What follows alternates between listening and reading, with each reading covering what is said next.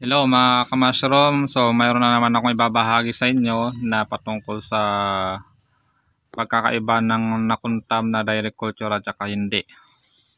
Ito yung yung hindi ganito yung itsura ng ng hindi nakuntam yung amag niya.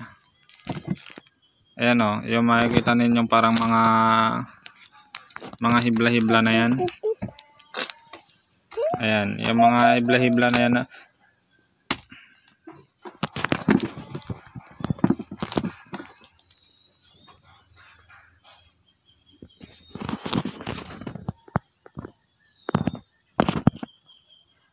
Yan, yung mga nakikita nyo mga hibla-hibla na yan, yan yung amag ng bulba.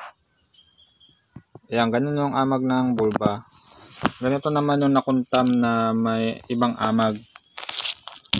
Ayan. Ito yung kulay orange na amag. Ayan. Nakikita nyo mostly ito pag napapanis yung mga kanin ninyo, ganyan. Kakaroon siya. Ito. Mayroon siyang kasamang orange.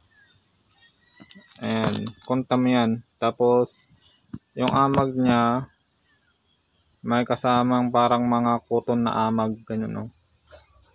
Hindi siya mga hibla-hibla. Ayan.